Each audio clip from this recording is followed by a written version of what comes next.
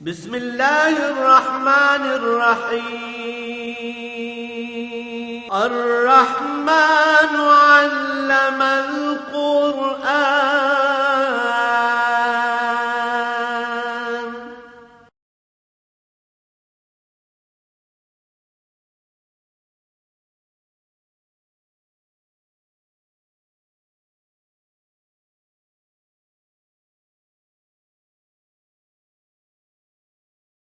الحمد لله رب العالمين والصلاة والسلام على حبيبه محمد وآله وصحبه أجمعين.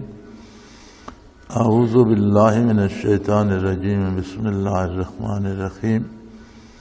إلا تنصروه فقد نصره الله إذ أخرجه الذين كفروا ثاني اثنين إذ هما في الغار إذ يقول لصاحبه لا تحزن إن الله معنا فأنزل الله سكينته عليه وأيده بجنود لم تروها وجعل كلمة الذين كفروا السفلى وكلمة الله هي العليا والله عزيز حكيم.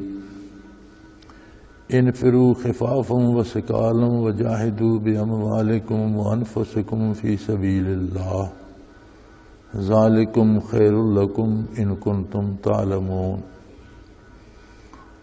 لو کان ارضا قریبا وسفرا قاصدا لاتبعوک ولکن بعدت علیہم الشقہ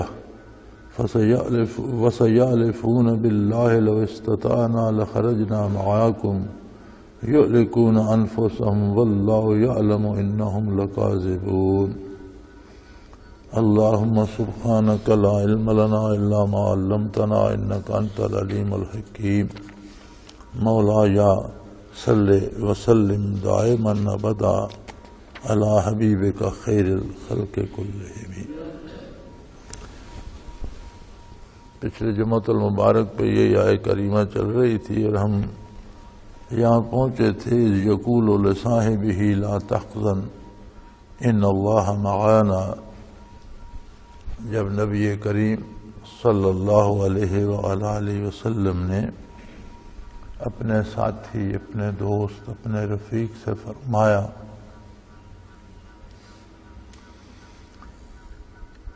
کہ میرا غم نہ کریں، یقیناً اللہ ہم دونوں کے ساتھ ہے. تو معیت باری پہ میں نے عرض کیا تھا معیت عامہ، معیت خاصہ، پھر اخص الخاص، اور یہ خصوصیت انبیاء میں حضور نبی کریم صلی اللہ علیہ وسلم کی ہے اور غیر انبیاء میں ابو بکر صدیق رضی اللہ عنہ کی، کہ ان دونوں ذوات مقدسہ کو ذاتی طور پر اللہ جل شانہ کی ذات کی معیت حاصل ہے. فانزل اللہ سکینتہ علیہ، پھر اللہ نے آپ صلی اللہ علیہ وسلم پر اپنی طرف سے تسکین نازل فرمائی. صورتحال یہ بن گئی تھی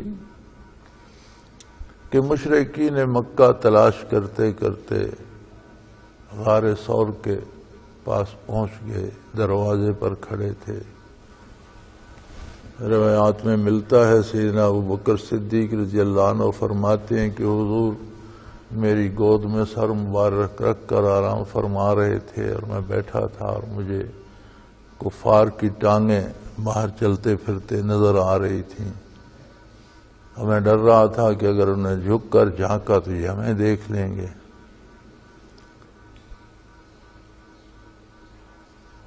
تو اس وقت اللہ کریم نے سکینہ، سکون قلب، تسکین،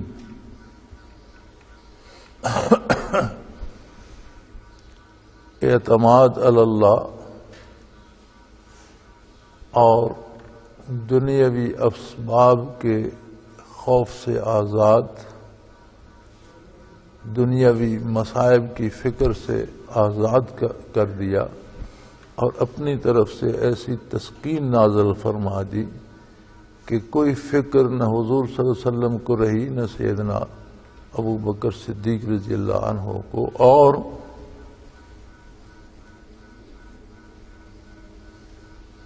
وَأَيَّدَهُ بِجُنُودٍ لَمْ تَرَوْهَا، اللہ کریم نے ایسے لشکروں سے آپ صلی اللہ علیہ وسلم کی مدد فرمائی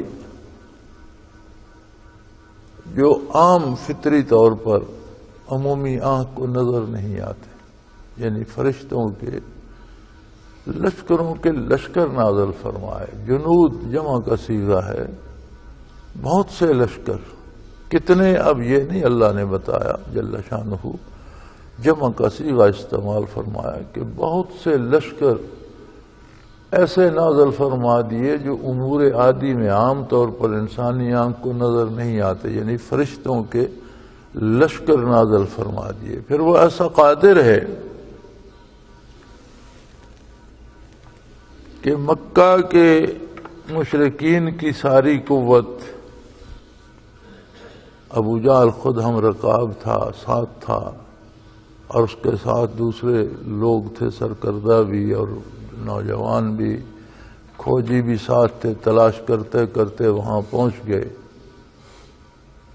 انہوں نے کتنے مجھے یاد نہیں ہے تعداد، اب کتنے اونٹوں کے انعام کا بھی اعلان کیا تھا، کوئی ہمیں پکڑا دے بتا دے تو اتنا انعام دیا جائے گا۔ اللہ کریم کے اپنے کام ہیں اور وہ ہر چیز پہ ہر وقت قادر ہے۔ اب اس نے حفاظت کا اہتمام فرمایا، یعنی ایک طرف مشرکین مکہ کی پوری قوت تھی، آگے اس نے بند باندھ دیا۔ قرآن کریم میں آتا ہے سورہ عنکبوت میں کہ ان اوہن البیوت لبیت العنکبوت، مکڑی کا گھر جو ہوتا ہے تمام گھروں سے کمزور ہوتا ہے۔ وہاں سور پر اللہ نے مکڑی کو حکم دیا کہ تم سامنے اپنا جالا تاننا۔ دو جہاں کے سردار اندر ہیں، مشرکین مکہ تلاش میں پاگل ہو رہے ہیں، قتل کرنا چاہتے ہیں، شہید کرنا چاہتے ہیں، صفحہ ہستی سے مٹا دینا چاہتے ہیں۔ سکون اور تسکین نازل فرما دی، قلوب کو سکینہ سے بھر دیا، ملائکہ کے لشکر نازل فرما دیے حفاظت کے لیے، بظاہر سبب بنا دیا جو کمزور ترین چیز ہے اس کو، مکڑی کے جالے کو۔ وہ کیسا قادر ہے کہ دنیا کی بڑی سے بڑی طاقت کو ایک مکڑی سے کے جالے سے بھی روک سکتا ہے، اور دنیا کے بڑے سے بڑے خزانے کی حفاظت ایک جالے سے بھی فرما سکتا ہے۔ کوئی دنیا کا خزانہ ذات اقدس رسول اللہ صلی اللہ علیہ وسلم کا مقابلہ نہیں کر سکتا، کوئی دنیا کا مادی خزانہ آپ کے رفیق، آپ کے ساتھی، آپ کے خادم سیدنا ابو بکر صدیق رضی اللہ عنہ کی ذات کا مقابلہ نہیں کر سکتا۔ تو دونوں ذوات کا تحفظ اللہ کریم نے اس طرح فرمایا کہ ان کے دلوں کو تو سکون سے بھر دیا۔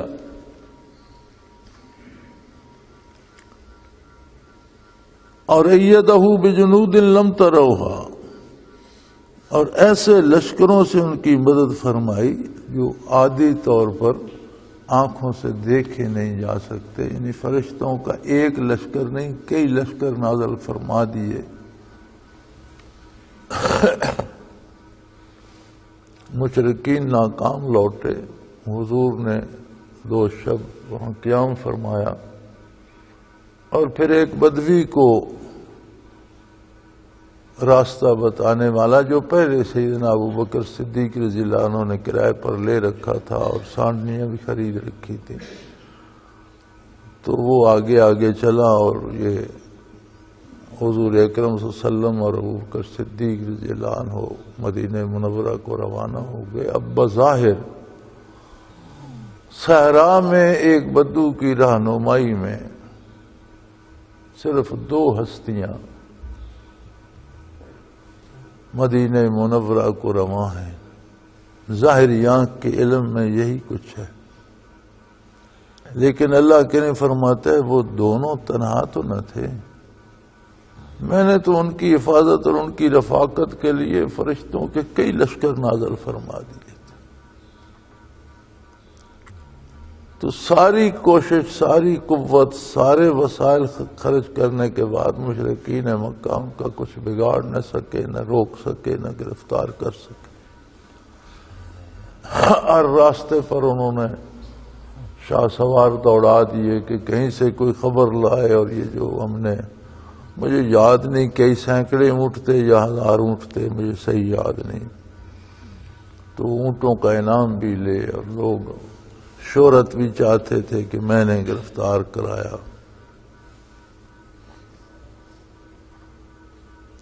ایک ہستی حضرت سراقہ بن مالک بہت تکڑے آدمی تھے، سفر ہجرت میں وہ ایک ہستی ایسی تھی جو حضور کی تلاش میں آپ کے قریب جا پہنچا۔ سیدنا ابو بکر صدیق رضی اللہ عنہ متفکر ہوئے تو حضور نے فرمایا، علامہ باز الحملہ حیدری میں لکھتا ہے کہ بے بی قدرت قادر ذوالجلال کہ چومی کند دفع شرش زما، کہ اللہ کریم قادر ہے، آپ اس کی قدرت کا مشاہدہ کیجئے اور دیکھیں کہ اس کے شر سے ہمیں کس طرح بچاتا ہے۔ تو جب قریب پہنچا تو زمین نے اس کے گھوڑے کو جکڑ لیا، اور گھوڑے کا پیٹ زمین سے لگ گیا، ٹانگیں زمین میں دھس گئی۔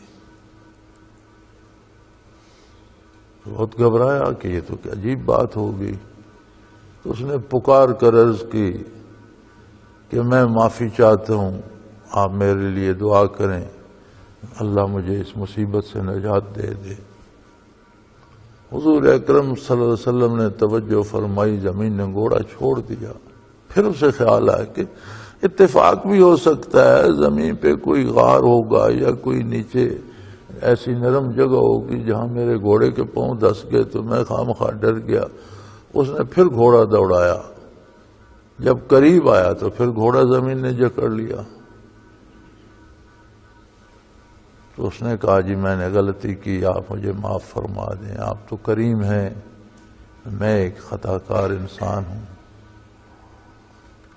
تو حضور نے فرمایا سراقہ میں تجھے اس دن کی خبر دیتا ہوں، وہ دن تجھے کیسا لگے گا جب کسرا کے کنگن، ایران کے شہنشاہ کے سونے کے کنگن تمہارے بازو میں ہوں گے تو کیسا لگے گا۔ تو وہ حیران ہو گیا کہ ایسا بھی ہو سکتا ہے۔ آج کی سپر پاور امریکہ کا صدر لوگوں کو بہت تکڑا نظر آتا ہے، لیکن اس عہد کی سپر پاور جو تھی آج سے تکڑی تھی۔ تلوار کی جنگیں ہوتی تھی اور ان کے گورنروں کے پاس 1.5 لاکھ سپاہ ہوتی تھی، اور بہت بڑی سلطنت تھی اور بہت قدیم سلطنت تھی ایران۔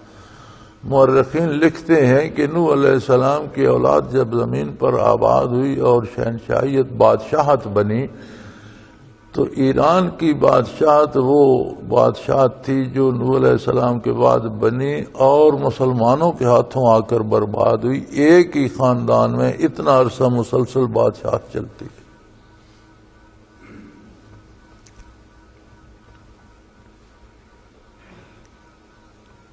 تو حضور بظاہر دیکھیں تو 2 مسافر ہیں جو مشرکین کے دباؤ پر مجبور ہو کر اپنا شہر، اپنا گھر چھوڑ کر دوسرے شہر ہجرت کر کے جا رہے ہیں ان کے شر سے بچنے کے لیے۔ دنیاوی اعتبار سے دیکھیں تو کتنی کمزوری لگتی ہے، لیکن حقیقت یہ ہے کہ اہل مکہ نے قدر نہ کی، جنہوں نے قدر کی وہ ساتھ ہجرت کر کے اس سے بہرہ اندوز ہوئے، اور جنہوں نے قدر نہ کی جو مارے گئے بعد میں جب مکہ مکرمہ فتح ہوا تو پھر سب کو ایمان بھی نصیب ہو گیا اور آپ نے آزاد بھی فرما دیے، لیکن ذات پیغمبر صلی اللہ علیہ وسلم وہاں سے رخصت ہو گئی۔ مدینہ منورہ والوں نے وہاں جا کر منتیں کی کہ حضور ہمارے ہاں تشریف فرمائیے۔ آپ نے استغفار فرمایا کہ مجھے دعوت دے رہے ہو لیکن مجھے دعوت دینے کا مطلب بھی سمجھتے ہو؟ عرض کی یا رسول اللہ بالکل سمجھتے ہیں کہ روئے زمین کے سارے کفر سے، ساری کافر طاقتوں سے جو روئے زمین پر چھائی ہیں ہمیں لڑنا پڑے گا، لیکن ہمیں یہ منظور ہے، ہم جانیں دیں گے، گھر لٹوائیں گے، اولادیں قربان کر دیں گے اور آپ کی حفاظت کا حق ادا کریں گے، آپ کی خدمت کا حق ادا کریں گے، ہمیں یہ سودا منظور ہے۔ نتیجہ یہ ہوا کہ ہمیشہ کے لیے نبی کریم صلی اللہ علیہ وسلم کی معیت مدینہ منورہ کے حصے میں آ گئی۔ آج بیت اللہ شریف مکہ مکرمہ میں ہے اور علماء حق فرماتے ہیں کہ روئے زمین میں افضل ترین جگہ وہ ہے جہاں بیت اللہ شریف ہے۔ حتیم بیت اللہ شریف کا حصہ ہے اور بیت اللہ شریف عالم امر سے ایک طرف سے لے کر دوسرے طرف تجلیات باری سے گھرا ہوا ہے، لیکن فرماتے ہیں جہاں نبی کریم آرام فرما ہے صلی اللہ علیہ وسلم اور جو خاک پاک مدینہ منورہ آپ کے وجود عالی سے مس ہو رہی ہے وہ بیت اللہ کی زمین سے افضل ہے۔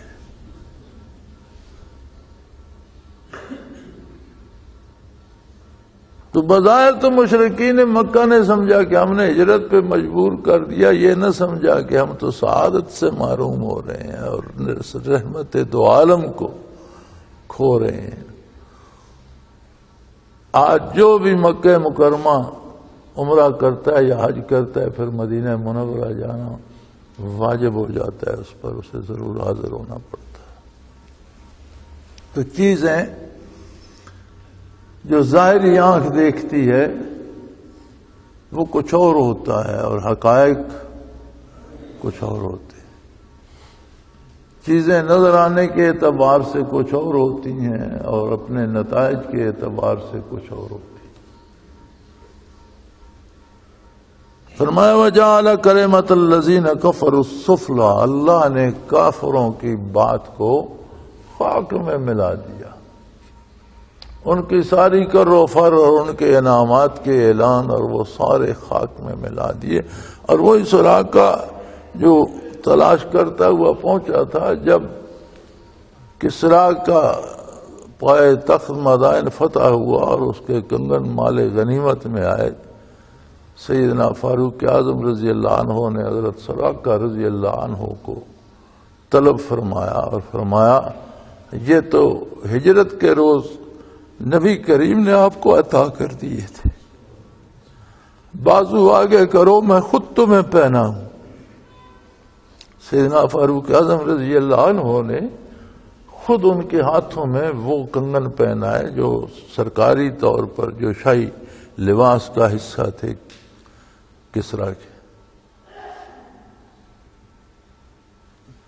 تو اللہ کا اپنا نظام ہے، بظاہر ظاہری آنکھ یہ دیکھ رہی ہے کہ نبی کریم صلی اللہ علیہ وسلم کو، مسلمانوں کو، ابو بکر صدیق کو، آپ کے تمام خدام کو مشرکین مکہ نے دیس نکالا دے دیا، ملک سے، شہر سے، گھر سے نکال دیا۔ عالم یہ ہے کہ اس عالم میں بھی وہ اس وقت کی سپر پاور کے بادشاہ کے وجود کا جو زیور ہے وہ بھی مال غنیمت میں تقسیم فرما رہے ہیں۔ حقائق کیا ہوتے ہیں، ظاہری آنکھ کیا دیکھتی ہے، اور اللہ دل کی آنکھ دے تو پھر حالات کا مشاہدہ دل سے کیا جائے، وہ دل جو اللہ کی یاد سے زندہ ہو۔ اگر یاد الہی سے دل زندہ نہ ہو تو پھر وہ دل نہیں ہے، ایک پمپنگ مشین ہے، خون پمپ کرتی رہتی ہے، بات ختم ہو جاتی ہے، شیطان کا گھر بن جاتا ہے، خطرناک جگہ بن جاتی ہے، نقصان دہ بن جاتی ہے۔ صاحب دل جس کے سینے میں ہوتا ہے اسی کو تباہ کرتا رہتا ہے۔ اللہ کریم نے کافروں کی بات خاک میں ملا دی، وَكَلِمَةُ اللَّهِ هِيَ الْعُلْيَا، اور ہمیشہ اللہ ہی کا بول بالا ہے، ہوتا وہی ہے جو وہ چاہتا ہے، اس لیے کہ واللہ عزیز حکیم، اس لیے کہ اللہ زبردست ہیں، غالب ہیں، جو چاہیں کر سکتے ہیں۔ کرتے کس انداز سے، یہ اس کی اپنی حکمت ہے، وہ دانا تر ہے۔ انسان کی کیا بساط ہے کہ وہ حکمت الہی کو سمجھ سکے، وہ اپنی حکمت، اپنی پسند، اپنی مرضی کے مطابق چیزوں کو امور دیتے ہیں۔ یہ نہیں کہ کوئی اللہ کریم کی مجبوری ہے، وہ غالب ہے، عزیز ہے اور حکیم ہے۔ ہجرت کرانے میں اس کی کیا کیا حکمتیں تھیں، غار ثور میں بٹھانے کے میں اس میں کیا اس کی کیا حکمتیں تھیں کہ ایک دفعہ نبی کریم صلی اللہ علیہ وسلم آرام فرما تھے، سین حجرہ مبارکہ میں، اور آسمان شفاف تھا، رات تھی، ستاروں سے بھرا ہوا تھا۔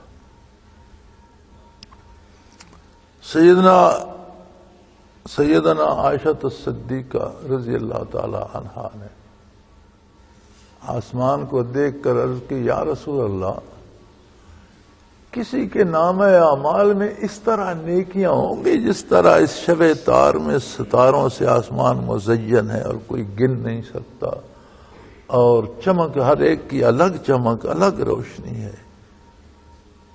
آپ نے فرمایا بے شک ہاں۔ یا رسول اللہ کس کی؟ فرمایا عمر کی نیکیاں اسی طرح ہیں اعمال نامے۔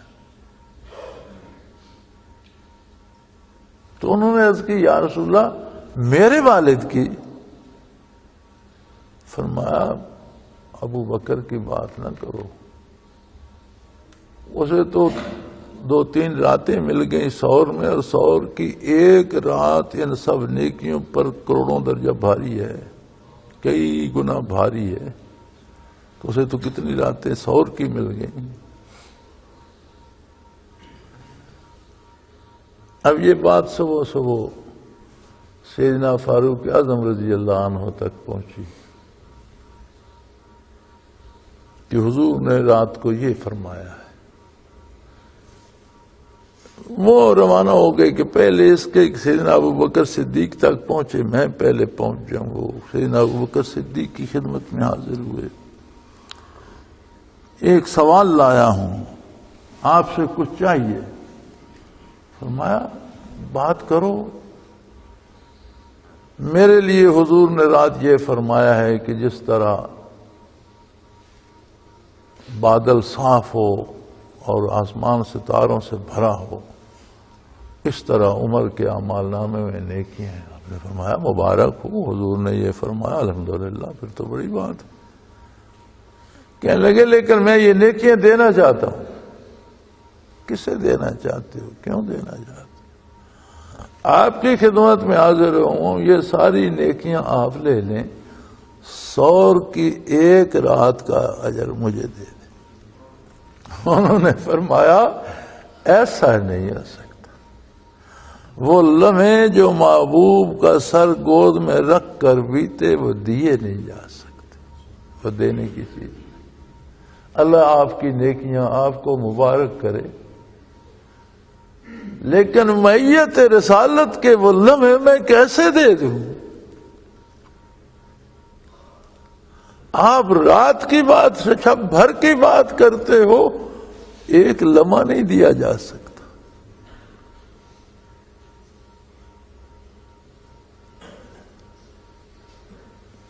لیکن چیزوں کو، ان کیفیات کو سمجھنے کے لیے الفاظ کافی نہیں ہیں. وہ کیفیات چاہیے، وہ عشق چاہیے، وہ تعلق چاہیے رسول اللہ صلی اللہ علیہ وسلم سے. آج کی بات کر لو،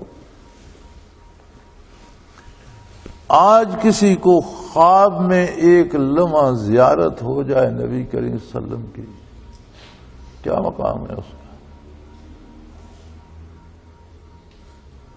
علماء حق لکھتے ہیں کہ کسی کو خواب میں ایک لمحہ حضور کی زیارت ہو جائے اور زیارت حضور کی ہو،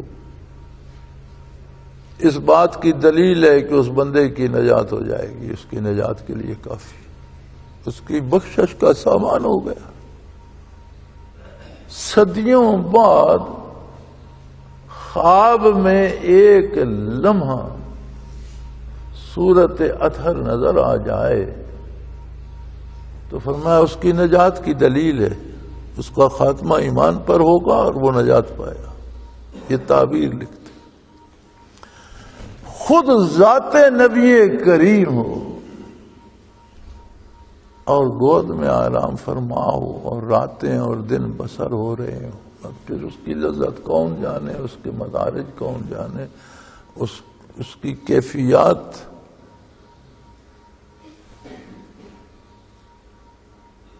حامد شاہ ایک واعظ ہوا کرتے تھے تو وہ بڑے لیک کر اس موضوع پہ شعر پڑھا کرتے تھے کہ دل بر ہے بر میں الحمدللہ، محبوب گود میں آرام فرما ہے. وہ کہتے دل بر ہے بر میں الحمدللہ، سب کچھ ہے گھر میں الحمدللہ. دل بر ہے بر میں الحمدللہ، سب کچھ ہے گھر میں الحمدللہ. تو دونوں جہانوں کی دولت اس شخص کی گود میں، اور پھر محبوب کے ساتھ بیتے ہوئے لمحات وہی جان سکتا ہے جسے اللہ اور اللہ کے رسول سے عشق کا کوئی ذرا نصیب ہوا. ہم بہت نیچے چلے گئے ہیں، ہماری نگاہوں میں مادی چیزیں قیمتی ہو گئی ہیں. ہمارے عشق بھی مادے کے ساتھ ہیں، دولت کے ساتھ ہیں، اقتدار کے ساتھ ہیں، وقار کے ساتھ ہیں. یہ مادی عشق یہ عشق نہیں ہے، یہ کاروبار ہے، لین دین ہے، اور اس میں نقصان بھی ہوتے ہیں. نفع کم، نفع موہوم ہوتا ہے، نقصان یقینی ہوتا ہے. عشق الہی میں نقصان کا تصور نہیں ہے. عشق کے پیغمبر صلی اللہ علیہ وسلم میں نقصان کا تصور ہی نہیں ہے. لیکن کوئی وہ دل تو لائے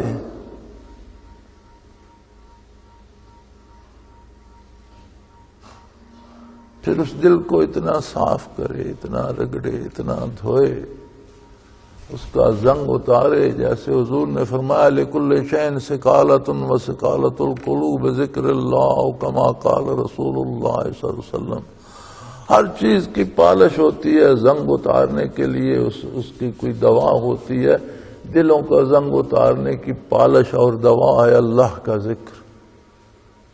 ذکر قلبی نصیب ہو، وہ کیفیات نصیب ہوں، وہ دل میں وہ بات آئے.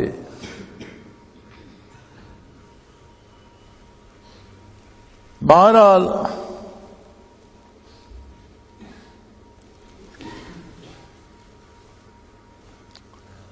شاید ہم الفاظ میں کچھ اشارتاً کچھ چیز پا لیں. یہ کیفی چیزیں ہیں، ان کی سمجھ تو کیفیات سے آتی ہے، اور وہ بھی اس دور میں آج کے ہمارے میرے جیسے مسلمانوں میں وہ قلوب کہاں، ان میں وہ کیفیات کہاں جو ان چیزوں کو سمجھ سکیں، پا سکیں۔ لیکن فرمایا یہ یاد رکھو، بہرحال اللہ کریم غالب ہیں، ہر چیز پہ قادر ہیں، جو چاہتے ہیں وہ کرتے ہیں، کفر کی طاقتیں کچھ نہیں بگاڑ سکتی، اور وہ حکیم ہیں، اپنی حکمت کے مطابق امور انجام دیتے ہیں۔ کافروں سے نہ ڈرو بشرطے کہ اللہ اللہ کے رسول سے وفا کرو۔ اگر کافروں سے ڈر کر تمہاری وفائیں اللہ اللہ کے رسول سے تبدیل ہو گئی تو پھر منافع وہاں سے بھی نہیں ہوگا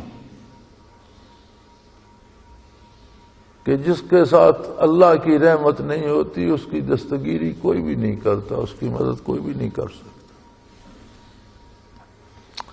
ہم شاید ان چیزوں کو سمجھ ہی نہیں سکتے، اس لیے کہ ہمارا تو مدار حیات کافروں سے مانگ کر کھانے پہ ہے۔ ہمارے تو اب بجٹ بن رہا ہے تو رو رہے ہیں کہ یار کہاں سے، کون سے کافر ملک سے بھیک ملے گی تو بجٹ بنے گا۔ تو ہمیں یہ بات، ہماری سمجھ سے تو یہ باتیں بہت دور ہیں۔ وہ فرماتا ہے کہ اسلام اور کفر ایک دوسرے کی ضد ہے۔ ایک بات یاد رکھ لیں، 80 سے زائد جنگیں ہوئیں، غزوات و سرایا، بعض نے 84 لکھا ہے، 10 سالہ مدنی حیات مبارکہ میں۔ غزوات ان جنگوں کو کہتے ہیں جن میں حضور صلی اللہ علیہ وسلم نفس نفیس شریک ہوئے۔ سریہ اس جنگ کو کہتے ہیں جو لڑی تو حضور کے حکم پر گئی، پر امیر کسی اور کو بنا کر حضور نے بھیجا۔ 84 کے قریب غزوات و سرایا ہیں۔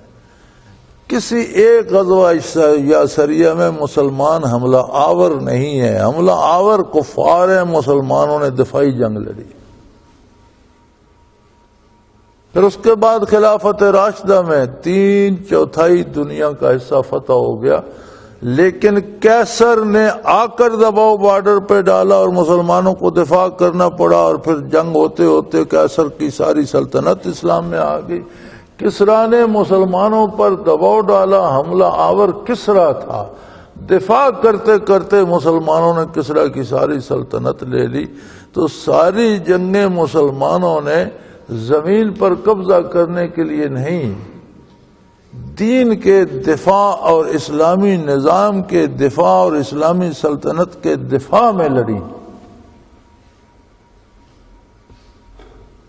شہادت مطلوب و مقصود مومن، نہ مال غنیمت نہ کشور کشائی۔ مومن کو نہ دولت کی ضرورت ہے نہ زمینوں پر قبضہ کرنے کی، بلکہ اسے تو اللہ کی راہ میں جان دینے کی ضرورت ہے۔ وہ کلیہ پھر بیان ہو رہا ہے کہ دیکھو، اللہ کسی کا محتاج ہے، اللہ کا رسول اللہ کے سوا کسی کا محتاج ہے۔ ہجرت کے وقت کون سی فوج تھی آپ کے ساتھ، اور کیا کمی تھی مخالفت میں، کیا کر سکے؟ اللہ نے مدد فرمائی، فرشتوں کے لشکر اتارے۔ وہ قادر ہے بھائی، ابرا بڑا طاقتور تھا اور بڑا لشکر، اور عرب میں ہاتھیوں کی فوج بھی لے آیا۔ عربوں نے تو ہاتھی دیکھے بھی نہیں تھے، یہ بلائیں کدھر سے آ گئی، یہ کیا ہے؟ پہاڑوں کے پہاڑ۔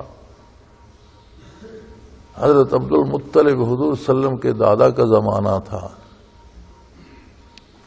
ایک بات یاد رکھیں، حضور کی بعثت سے پہلے توحید باری پر یقین رکھنے والا مسلمان تھا۔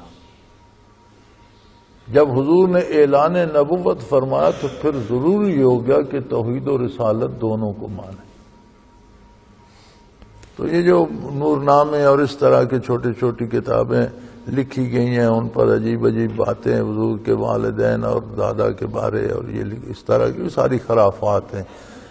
حضور کے دادا بھی اپنے عہد کے سچے پکے کھرے مسلمان تھے، حضرت عبد المطلب۔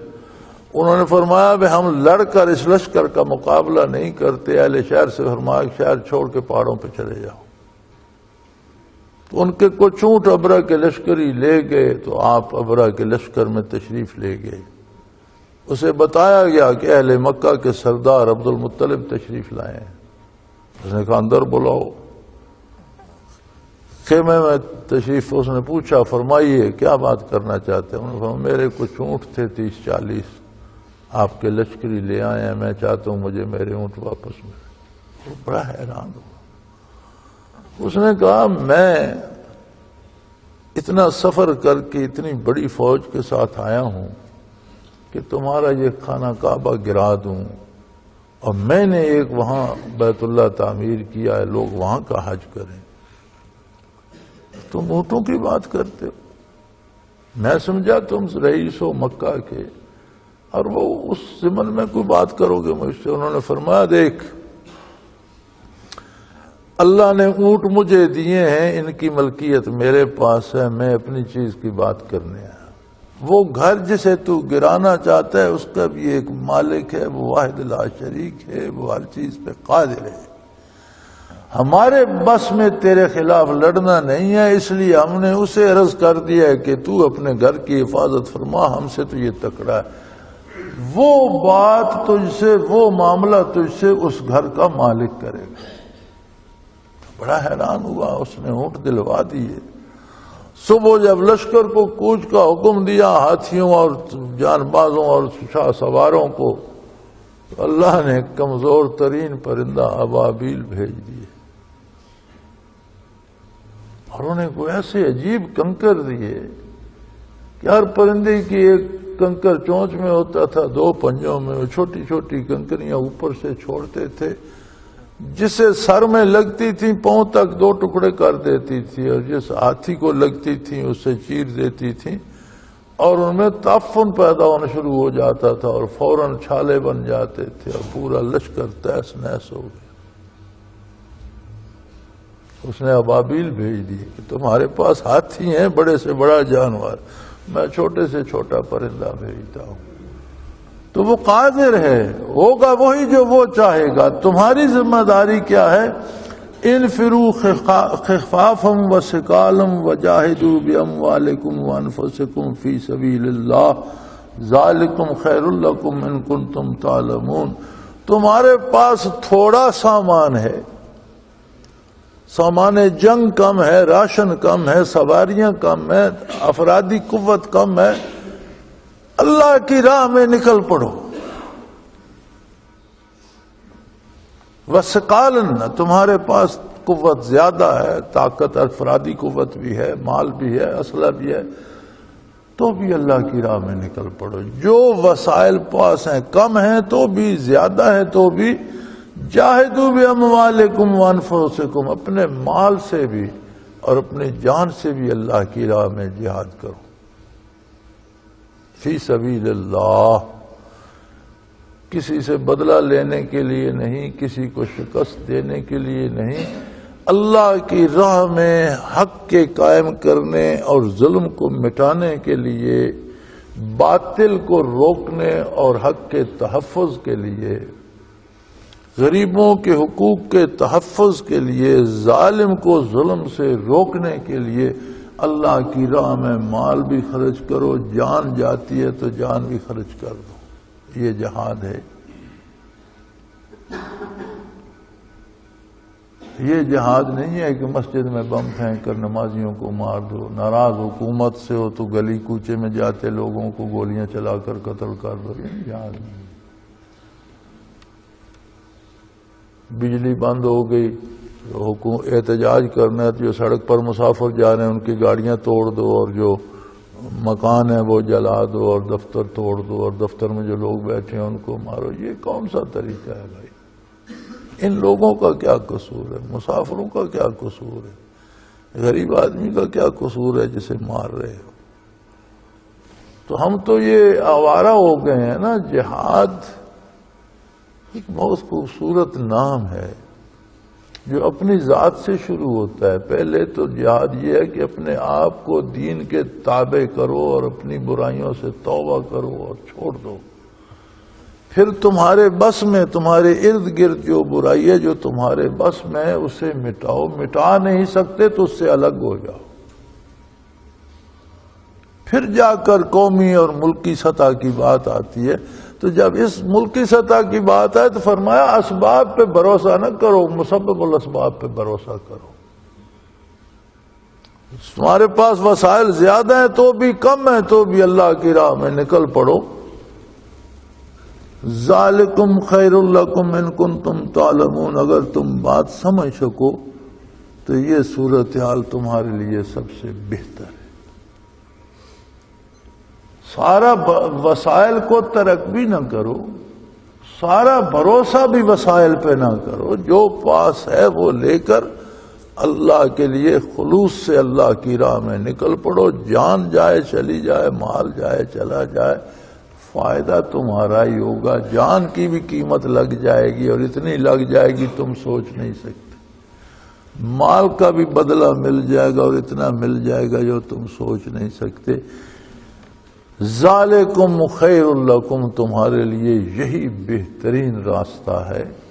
ان کنتم تعلمون، بات کو جاننے کی ہے اگر تم سمجھ سکو جان سکو. آخر دعوانا ان الحمدللہ رب العالمین.